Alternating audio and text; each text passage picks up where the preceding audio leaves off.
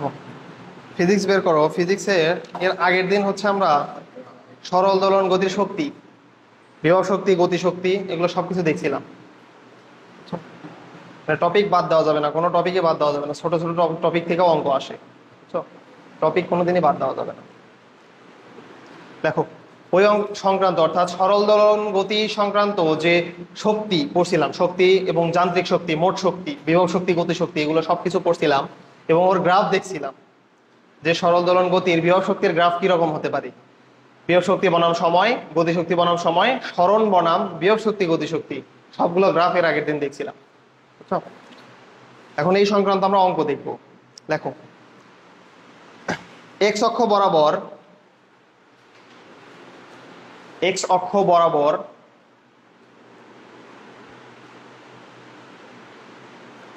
X অক্ষ বরাবর 0.2 KG ভরের একটি বস্তু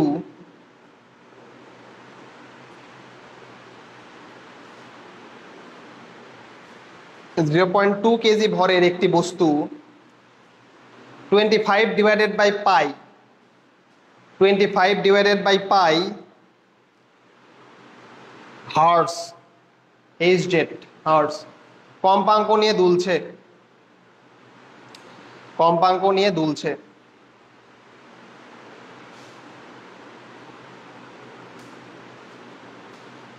কোনো বিন্দুতে বস্তুটির গতিশক্তি, কোনো বিন্দুতে বস্তুটির গতিশক্তি 0.5 জুল, কোনো বিন্দুতে বস্তুটির গতিশক্তি 0.5 জুল এবং বিভব শক্তি 0.4 জুল। গতিশক্তি 0.5 জুল এবং বিভব শক্তি 0.4 জুল। দোলনের বিস্তার কত? দোলনের বিস্তার কত? এখানে গতিশক্তিও দেওয়া আছে, বিভব শক্তিও দেওয়া আছে, বিস্তার বের করতে বলছে। আচ্ছা এই কোশ্চেনে দেখো তো, আমরা জানি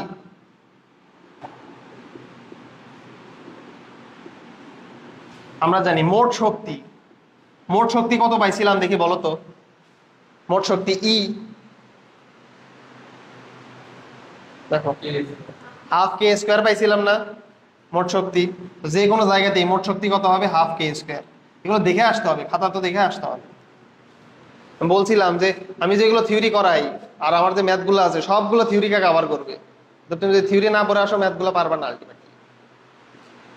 এইভাবে তুমি যখন করতে করতে যখন তোমার অধ্যায়গুলো শেষ হবে তখন তুমি বুঝতে পারবা যে আসলে তোমার একটা থেকে আরেকটা কনভার্সন করা, ধরো একটা ম্যাথ থেকে অন্য ম্যাথে কনভার্ট করা, তারপরে সূত্রের যে হচ্ছে খেলা, বুঝছো, ওই খেলাটা খুব ভালো পারবা। কারণ সবগুলো সূত্র মিলে আমার হচ্ছে ম্যাথ কম্বাইন করা, অতএব দেখবা যে তোমার পরে দেয় এটা খুব কাজে লাগতেছে। একটু দেখা লাগবে। মোট শক্তি ই সমান সমান হাফ কে স্কোয়ার। মোট শক্তিকে আমরা কিভাবে লিখতে পারি? মোট শক্তি মানে কি? বিভব শক্তি প্লাস গতি শক্তি না? তো বিভব শক্তিকে ইউ দ্বারা প্রকাশ করছিলাম, গতি শক্তিকে কে দ্বারা প্রকাশ করছিলাম, তাই না? ইউ প্লাস কে সমান সমান হচ্ছে হাফ কে স্কোয়ার। দেখো ইউ এর মান দেওয়া আছে 0.4, কে এর মান হলো 0.5 সমান সমান হাফ কে স্কোয়ার। কে কি দেওয়া আছে এখানে? কে কিন্তু দেওয়া নাই, বাট কে কে আমরা অন্যভাবে কনভার্ট করে নিতে পারি। কিভাবে? আমরা মনে আছে কিনা ওমেগা সমান সমান ওমেগা স্কোয়ার সমান সমান আমরা জানতাম কে বাই এম, এটা জানতাম না? তাহলে কে কে কি লেখা যায়? এম ওমেগা স্কোয়ার লেখা যায় না? কে কে লেখা যায় এম ওমেগা স্কোয়ার এ স্কোয়ার। মানগুলো বসানো শুরু করো। 0.4 প্লাস 0.5 মানে হলো 0.9 সমান সমান হাফ। দেখো ভর অবশ্যই দেওয়া আছে, ভর বলা আছে 0.2 কেজি, 0.2 কেজি। আর দেখো তোমাকে দেওয়া আছে কম্পাঙ্ক, এফ এর মানটা দেওয়া আছে, এফ এর মানটা দেওয়া আছে 25 ডিভাইডেড বাই পাই। আচ্ছা কম্পাঙ্কের সাথে কৌণিক কম্পাঙ্কের একটা সম্পর্ক ছিল, ওমেগা সমান সমান টোয়াইস পাই এফ। ওমেগা সমান সমান আমরা কি লিখতাম, টয়েস পাই বাই টি লিখতাম না প্রথমে, আর 1/t সমান সমান এফ লেখা যায় না, তাহলে কি ওমেগা সমান সমান হলো টয়েস পাই এফ। তাহলে এখানেও তাই করবা, ওমেগার মান তুমি কি বসাবা, টয়েস পাই এফ, তাহলে টয়েস পাই বসালা, এফ এর মানটা জানা আছে না 25/পাই, এফ এর মান হলো 25/পাই, এটার উপরে স্কোয়ার, এটার উপরে স্কোয়ার ইনটু দেখো এ স্কোয়ার, এ স্কোয়ারের মানটাই আমার এ এর মানটাই জানা নাই, ইনটু এ স্কোয়ার। তাহলে দেখো এই যে পাই এবং এই পাই কাটে, কাটলে দেখো ক্যালকুলেশন করে কত আসে, একটু ক্যালকুলেশন করে বের করো, ক্যালকুলেটরে ইনপুট দাও, 16.67, এর মান হলো 16.67, এত কি মিটার,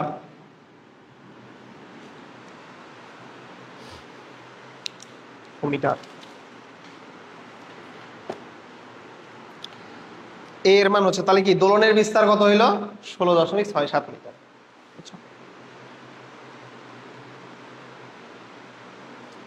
এর মান হলো 16.67 মিটার। আচ্ছা, এখন এটা তুলছো না, শক্তি সংক্রান্ত আরেকটা অঙ্ক করবো আমরা।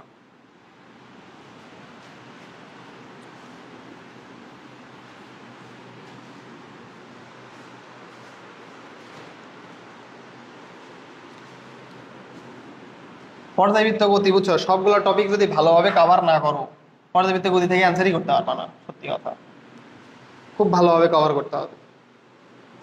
আর পর্যায়বৃত্ত গতি একটু ভালো পারলে অন্য অধ্যায়গুলো ভালো পারবা।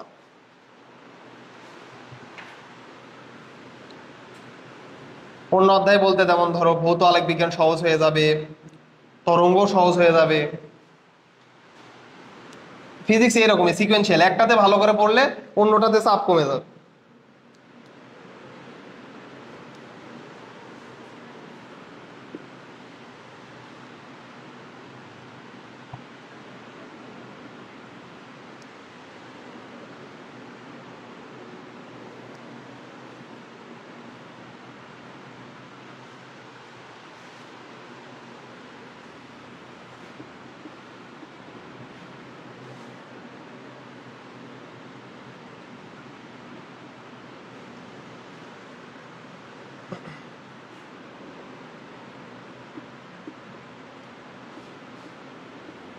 উদ্দীপক এটা এভাবে তোলো,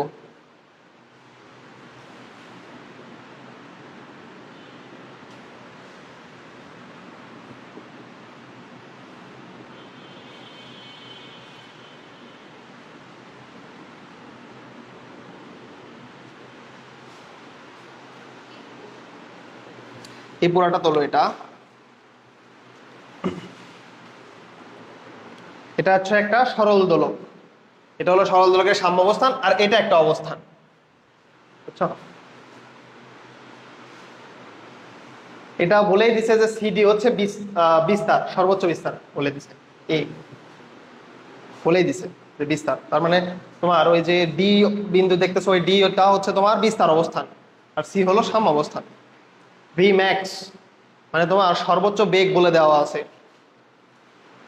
বুঝছো। এখন এই ইনফরমেশনের উপর ভিত্তি করে উদ্দীপক দেওয়া আছে, লেখো আদিবা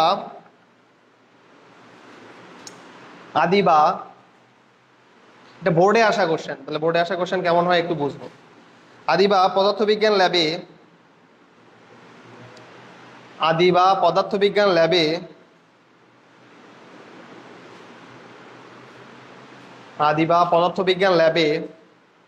একটি সরল দোলক নিয়ে কাজ করছিল।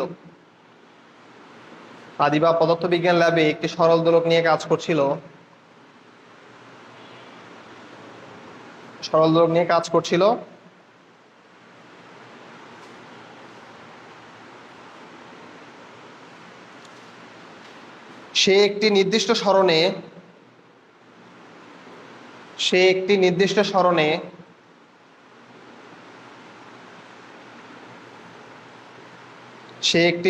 সরণে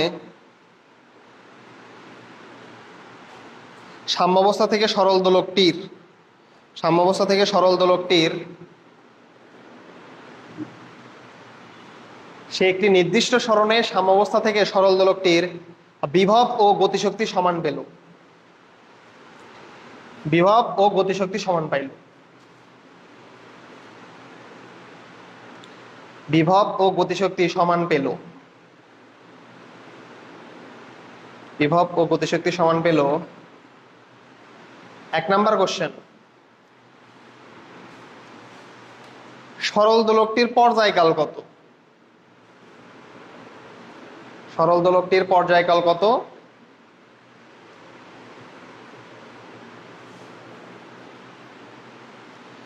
2 নাম্বার কোশ্চেন, সরল দোলকটির পর্যায়কাল কত? 2 নাম্বার কোশ্চেন, আদিবার পরীক্ষার ফলাফল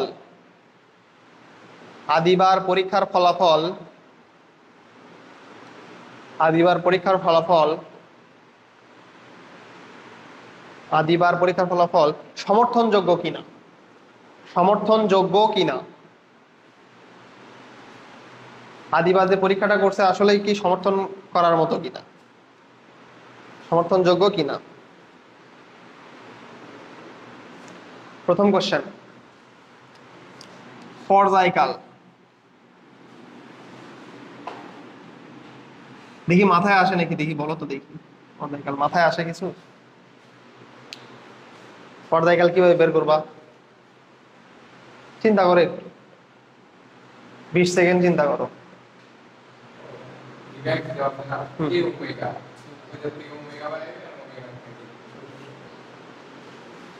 পর্যায়কাল তোমাকে বের করতে হবে। এখানে দেওয়া আছে ভিম্যাক্স, দেওয়া আছে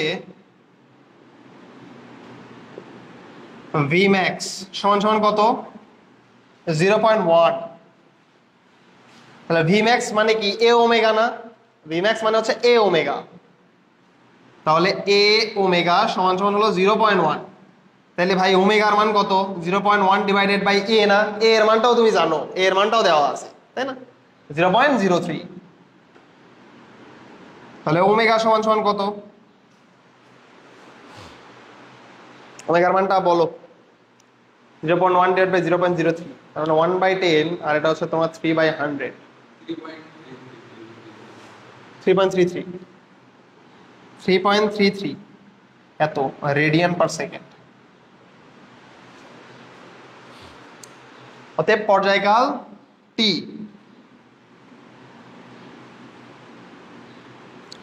টি সমান সমান কি জানি আমরা? টয়েস পাই বাই ওমেগা না? তাহলে উপরে হলো টয়েস পাই, নিচে হলো 3.33। দেখো কত আসে। রেডিয়ানে করবা, রেডিয়ানে। আর রেডিয়ানে না করতে চাইলে পাইয়ের মান 3.1416 বসাবা।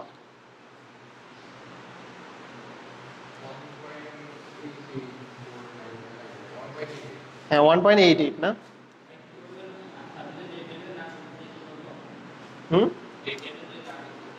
রেডিয়ানে না করতে চাইলে পাইয়ের মান 3.1416 বসাবা, মানে পাইয়ের মানটা বসাবা। পাইয়ের মান কত? 3.1416 না? তাহলে ডিগ্রিতেই বসালা 2 × 3.1416 ডিভাইডেড বাই 3.33, বুঝছো? তাই না? রেডিয়ানের মানটাই বসাইছি, এই জন্য আর আলাদা করে আমাদের রেডিয়ান করতে হইলো না। পাইয়ের 2টা মান, একটা হচ্ছে বৃত্তীয় মান আর একটা হচ্ছে তোমার এই যে বৃত্তীয় মানে হচ্ছে পাই কত 180 ডিগ্রি, আর একটা হলো তোমার মান যেটা রেডিয়ান মান, সেটা কত? 3.1416। তো এখানে যখন তুমি যদি রেডিয়ানে না করতে চাও, এটা পাইয়ের মান বসাইতে হবে 3.1416, দেখবা একই आंसर আসবে।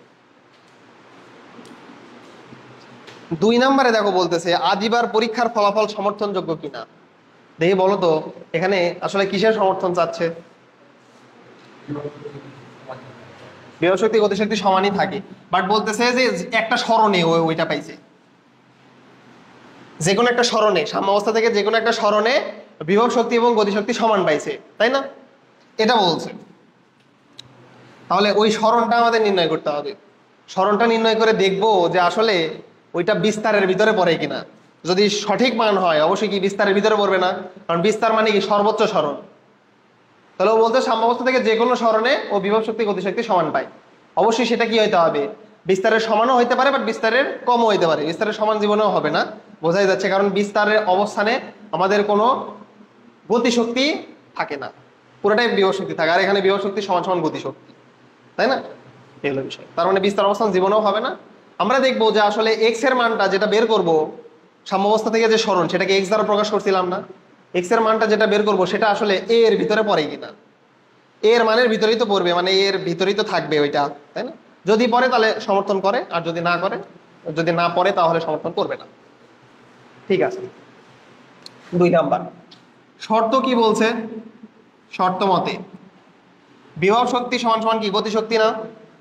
ইউ সমান সমান কে।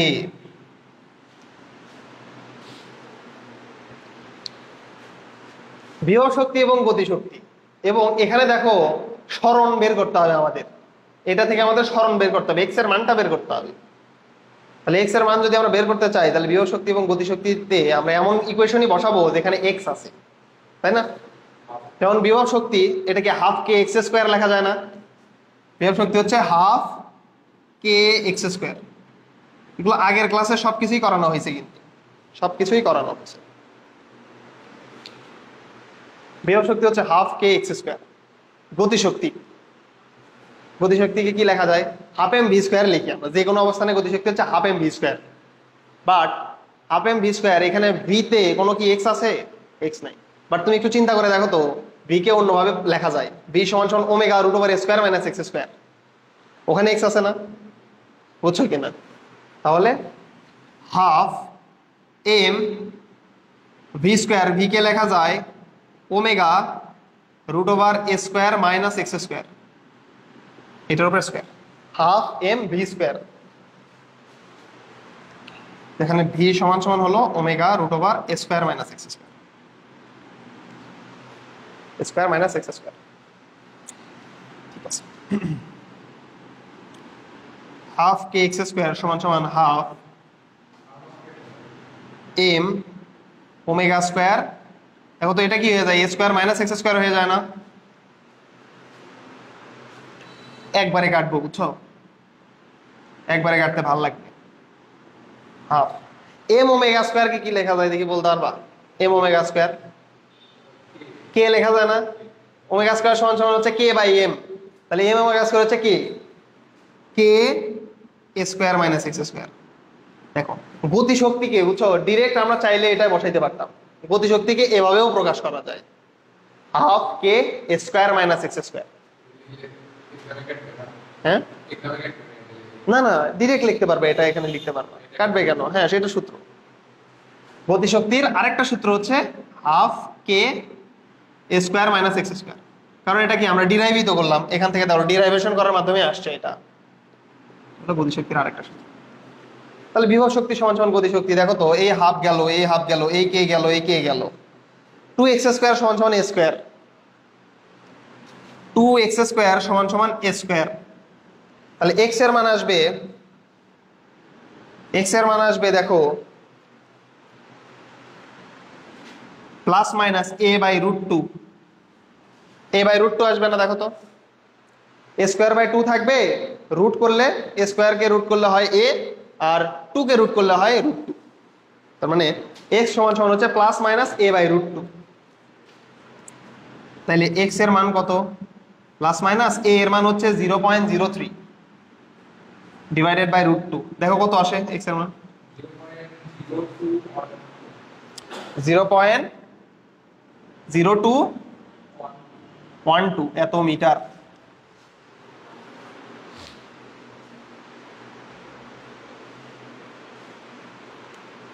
তারপর লিখবা যেহেতু,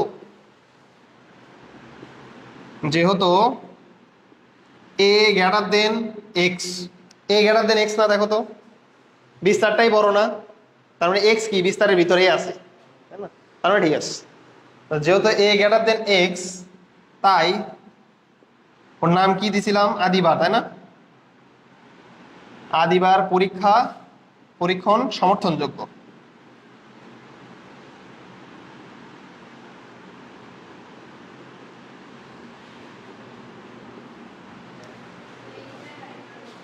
কোনটা কেন হচ্ছে এটা? আচ্ছা দেখো, এই এক্স মানে কি জানো? সাম্যাবস্থা থেকে সরণ। এখন সাম্যাবস্থা থেকে সরণ সেটা কি বিস্তারের থেকে বেশি হওয়ার কথা না কম হওয়ার কথা? স্বাভাবিক আলোচনায় বিস্তারের থেকে কম হবে না, কারণ বিস্তার হচ্ছে সাম্যাবস্থা থেকে সর্বোচ্চ সরণ, এটাই হচ্ছে স্বাভাবিক। এখন যদি এটা না হয়ে যদি দেখা যায় তো এক্স এর মানটা এ এর থেকে বেশি হয়ে গেছে, এই ক্ষেত্রে আমরা অ্যান্সার করে দেখলাম যে এক্স এর মানটাই এ এর থেকে বেশি হয়ে গেছে, অর্থাৎ সাম্যাবস্থা থেকে যে কোনো অবস্থা, সাম্যাবস্থা থেকে যে কোনো বিন্দু যে দূরত্ব সেটা বিস্তারের থেকে বেশি হয়ে গেছে, তাহলে বুঝবো যে আমাদের কি হয়েছে, যে পরীক্ষণ যেটা করছিল ও ওটা ভুল পরীক্ষণ করছে। বাট আমরা দেখছি যে আসলেই বিস্তারটা বড়, এক্স এর থেকে বিস্তারটা বড়, তার মানে ঠিকই আছে, আমাদের আলোচনার সাথে এর আলোচনা মিল আছে, মানে এর যে পরীক্ষণ এটা ঠিক আছে, তার মানে বুঝছো কিনা?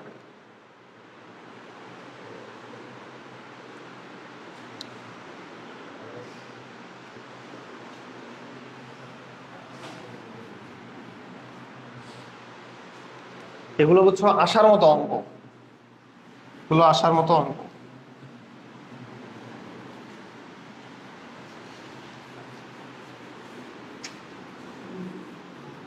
ঠিক আছে, আমাদের এই পার্টটুকু শেষ, আমাদের লাস্ট পার্ট, এই অধ্যায়ের শেষ অংশ, এই অংশটা করলে অধ্যায় শেষ, বুঝছো? লাস্ট পার্ট আছে, লাস্ট পার্টে দুইটা অংশ আছে, যে একটা অংশ থেকে খুব একটা কোশ্চেন আসে না দেখে অনেকেই পড়ায় না, বুঝছো? বাট আসতে পারে, আমাদের পড়ায় দেওয়া সবচেয়ে ভালো। আসতে পারে বলতে আমাদের আজিজুলেই দিছিল একবার কলেজের এক্সামে, বুঝছো, দিছিল, তার মানে বুঝতেছো যখন তখন চলে আসতে পারে। মানে ধরো আজিজুল কি করে, যেটা সবচেয়ে লেস ইম্পর্টেন্ট সেটাকে তারা মোস্ট ইম্পর্টেন্ট মনে করে, এই কোশ্চেনে দিয়ে দেয়, দেখবো যে স্টুডেন্টগুলো পারে না, বুঝছো? কিন্তু আসলেই যে কোনো জায়গাতে আসতে পারে, কোনো টপিক বাদ রাখা যাবে না।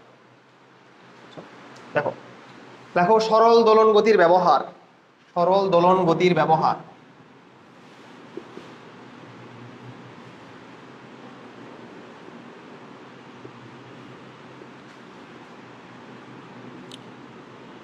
আমাদের দৈনন্দিন জীবনে সরল দোলন গতির বহু এক্সাম্পল আছে, যেমন গিটারের সুর, তারপরে হচ্ছে তোমার এই যে কম্পনশীল সুর ও শলাকা, বুঝছো?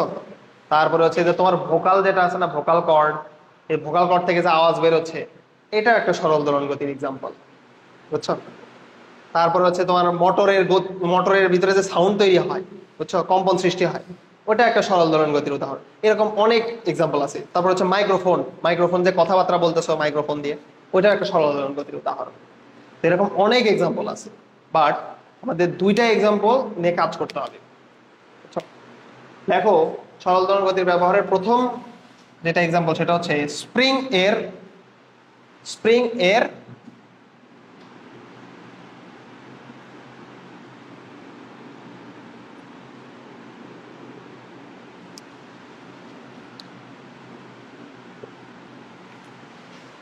লেখো উলম্ব স্প্রিং এর গতি, উলম্ব স্প্রিং এর গতি, এটাই ভালো হবে, উলম্ব স্প্রিং এর গতি। দুইটা নিয়ে আলোচনা করতে হবে, একটা হলো উলম্ব স্প্রিং এর গতি, আর আরেকটা হলো পিওর সরল দোলক অর্থাৎ সিম্পল পেন্ডুলাম। উলম্ব স্প্রিং এর গতি, ভার্টিক্যাল স্প্রিং।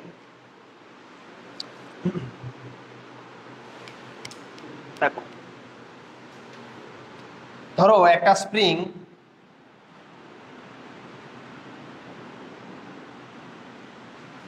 এইভাবে, একটা স্প্রিং আছে, এটা হলো এ অবস্থান, এটা হলো বি অবস্থান, এটা একটা স্প্রিং।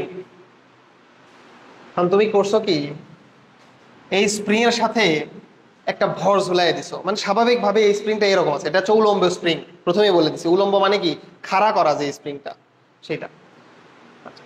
এই স্প্রিংটা প্রথমে এরকম আছে, তোমার সহ্য হলো না, তুমি করলা কি একটা ভর ঝুলাই দিলা। এখন তুমি যদি ভর ঝুলাই দাও তাহলে কি হবে, স্প্রিংটা একটু নিচে নেমে যাবে না, স্প্রিংটা একটু নিচে নেমে যাবে। একটু ভর ঝুলাই দেওয়ার পর স্প্রিংটা একটু নিচে নেমে যায়, কিন্তু স্থির হয়ে যাবে না, জাস্ট একটু ভর ঝুলাই দিয়ে নিচে নেমে যায়, স্থির হয়ে যাবে না, থেমে যাবে। ওটাকে বলা হচ্ছে এখানকার সাম্যাবস্থান। দেখো এই স্প্রিং এ যদি আমি ভর ঝুলাইয়ে দেই তাহলে এই অবস্থান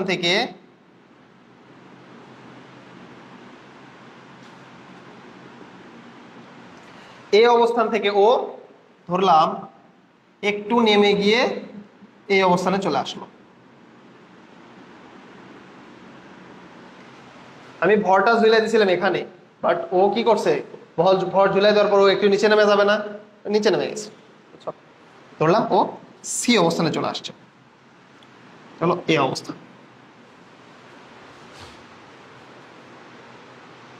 সি অবস্থানে চলে আসছে। ঠিক আছে, আচ্ছা এখন তোমার আদি অবস্থান, স্প্রিং এর যে আদি অবস্থান ছিল, তারপরে তুমি ভর ঝুলানোর পরে আমরা ধরে নিলাম ওইটা আদি অবস্থান থেকে ই পরিমাণ নিচে নেমে গেছে, ই পরিমাণ নিচে নেমে গেছে। বুঝছো? এটা দেখতেছো না, এটা হলো এর সাম্য অবস্থান, কারণ ও কি ওখানে স্থির আছে না। তুমি যখন ভর ঝুলাই দিছো, ভর ঝুলাই দেওয়ার পরে ও উপর থেকে নিচে নেমে স্থির হয়ে গেছে। বুঝছো? আচ্ছা এখন এটা ধরো ক চিত্র, এটা হলো খ চিত্র, নেক্সট এটা হলো গ চিত্র, মানে বিভিন্ন পজিশন দেখাচ্ছি আমি। তারপরে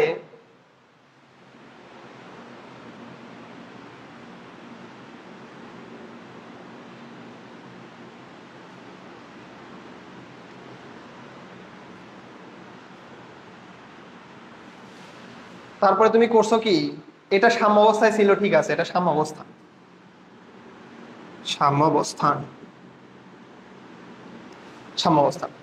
তারপরে তুমি করছো কি, এটাকে সাম্য অবস্থানে ছিল মানে স্থির ছিল না, ওইটাকে ধরে নিচের দিকে টান দিছো।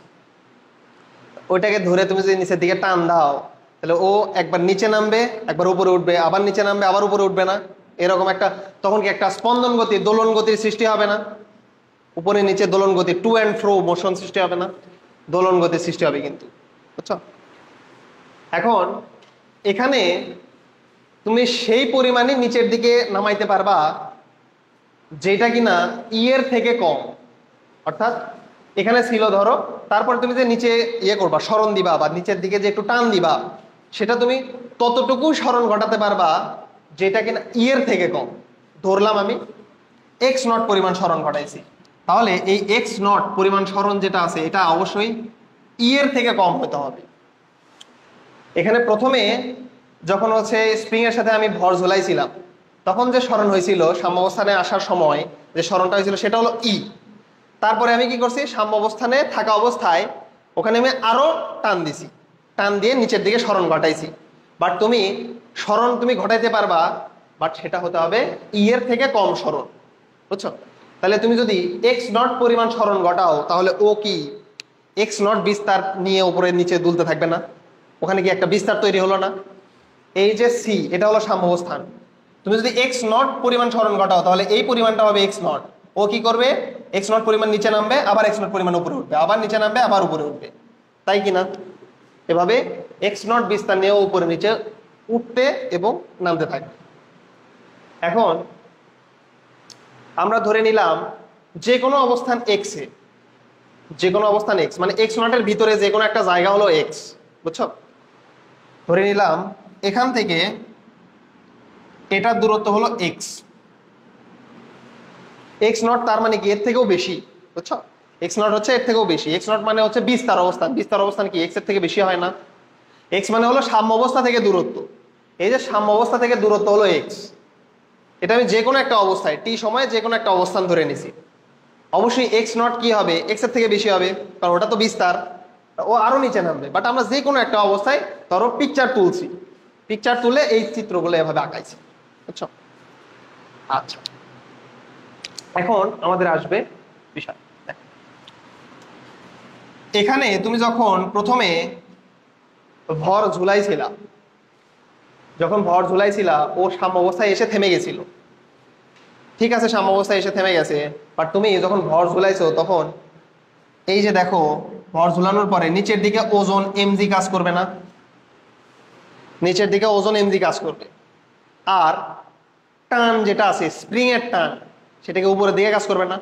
টান অল টাইম দড়ি বা স্প্রিং এর দিকে কাজ করে। তাহলে এই যে স্প্রিং এর টান কোন দিকে হবে? উপরের দিকে হবে না? স্প্রিং এর টান টি হবে উপরের দিকে।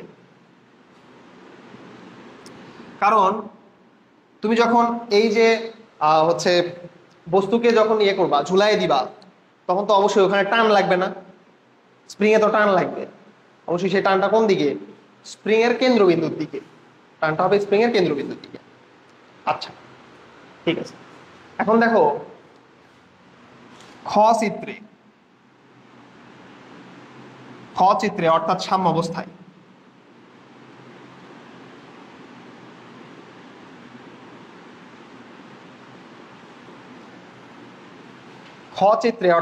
অবস্থায় এখানে সাম্য অবস্থায় আমি বলছিলাম যে সাম্য অবস্থায় বস্তুটা কিন্তু স্থির হয়ে যাবে। একটা স্প্রিং আছে, ধরো এটা একটা স্প্রিং আছে, এই স্প্রিং এ তুমি একটা ভর ঝুলাইয়ে দিলা, স্প্রিংটা একটু নিচে নামলো, নিচে নেমে এখানে থেমে যাবে, বুঝছো? তারপরে তুমি যদি আবার ওটাকে তুমি যদি আরো নিচে নামাও, যদি টান দাও, টান দিলে ও নিচে উপরে এভাবে উঠতে থাকবে, বুঝছো? ঠিক আছে, এখন ও যে সাম্য অবস্থায় ছিল, খ নাম্বার চিত্রে সাম্য অবস্থায় কি ওর কোনো ত্বরণ আছে? ও তো স্থির। সাম্য অবস্থায় কি কোনো ত্বরণ আছে? তাহলে কোনো বল আছে সাম্য অবস্থায়? নিট বল কোনো আছে? নিট বল থাকলেই তো ত্বরণের সৃষ্টি হয়, তার মানে কোনো নিট বল আছে? ও তো গতিই নাই, ও তো স্থির। তাহলে এখানে কোনো নিট বল কাজ করতেছে না। সাম্য অবস্থায় সামেশন অফ এফ এটা হবে 0, কারণ এখানে কোনো বল প্রযুক্ত হচ্ছে না। বল যদি থাকতো তাহলেও গতিশীল থাকতো, তাই না? নেট ফোর্স থাকলে কি হইতো? গতিশীল থাকতো না। বাট এখানে নেট ফোর্স হলো 0, সাম্য অবস্থায় এসে স্থির হয়ে গেছে, এখানে কোনো বল নাই। আচ্ছা, এখন নেট ফোর্স এর ভিতরে, নেট ফোর্স মানে কি? নেট ফোর্স বলতে বোঝানো হয় যতগুলা বল আছে তার সমষ্টি, এটা হলো নেট ফোর্স, তাই না? লব্ধি বল যাকে বলা হয়, তোমরা পড়ছো না লব্ধি বল, 2টা বা 3টা বলের যোগফল, এটাকে বলা হয় লব্ধি বল। তো এখানে দেখো তো কোন 2টা বল কাজ করতেছে? এমজি এবং টি না? এমজি এবং টি কাজ করতেছে। তাহলে এমজি প্লাস টি এটার মান হলো 0, 2টা যোগ করে আসতেছে 0, কারণ এখানে 2টা বল কাজ করতেছে, একটা হলো এমজি আর একটা হলো টি, 2টা যোগ করে হয়ে যাচ্ছে 0। দেখো এখানে নেট ফোর্স 0, কারণ এখানে বস্তুটি হচ্ছে সাম্য অবস্থায় স্থির আছে। সাম্য অবস্থায় স্থির থাকা মানে এখানে কোনো বল প্রযুক্ত হচ্ছে না, মানে বল, নিট বল কোনো প্রযুক্ত হচ্ছে না, নিট বল 0। এখন নিট বল বলতে বোঝানো হয় বলের সমষ্টি, যতগুলো বল আছে তাদের সমষ্টি। এখানে দেখো 2টা বল কাজ করতেছে, একটা হচ্ছে এমজি অর্থাৎ অভিকর্ষ বল, আর একটা হলো টান বল, উপরের দিকে টান বল টি। তাহলে 2টাকে যদি যোগ করি সেটাও 0 হবে, কারণ নেট ফোর্সই তো 0। ঠিক আছে, এখন এই এমজি তো এমজি থাকলো, প্লাস টি এর ক্ষেত্রে দেখো টি কি হবে? এই যে টি, টি মানে কি? স্প্রিং এর টান বল না? স্প্রিং এর টান বল। তোমাদের আমি হচ্ছে সরল দোলন গতির ক্ষেত্রে পড়াইছিলাম যে স্প্রিং এর ক্ষেত্রে সরণ হয় বলের সমানুপাতিক এবং বিপরীতমুখী না? বল সরণের সমানুপাতিক এবং বিপরীতমুখী, এটা বলছিলাম, তাই না? এফ সমান সমান কে এক্স। এখন যেহেতু বলছি যে বিপরীতমুখী, তাহলে কি বলতাম? মাইনাস কে এক্স না? তাহলে এখানে স্প্রিং এর বল কত? টান না টি না? স্প্রিং এর যে বল, এখানে এফ লিখি নাই, আমি কি লিখছি? জাস্ট টি, কারণ এখানে টান দ্বারা প্রকাশ করা হয়েছে। তাহলে টান টি সমান সমান কি হবে? মাইনাস কে এক্স। কিন্তু এক্স বলতে আমরা বুঝাচ্ছিলাম যে সরণ, যতটুকু সরণ ঘটাইছো, এখানে সরণ কতটুকু ঘটাইছো? ই না? তাহলে টি কে লেখা যাবে মাইনাস কে ই, বুঝছো? টি হলো মাইনাস কে ই সমান সমান 0, বুঝছো? টি হলো মাইনাস কে ই। তাহলে এখান থেকে লেখা যায় না এমজি সমান সমান কে ই? এখান থেকে লেখা যায় এমজি সমান সমান কে ই। এটাকে 1 নাম্বার ইকুয়েশন দিয়ে রাখো, এটা হলো 1 নাম্বার ইকুয়েশন, এমজি সমান সমান কে ই।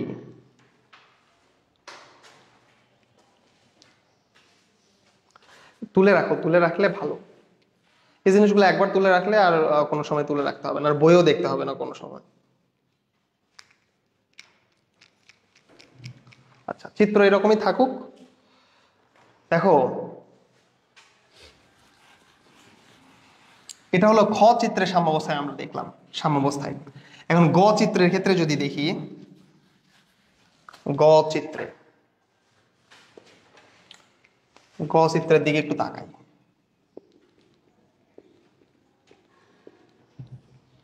গ চিত্রের দিকে একটু তাকাই।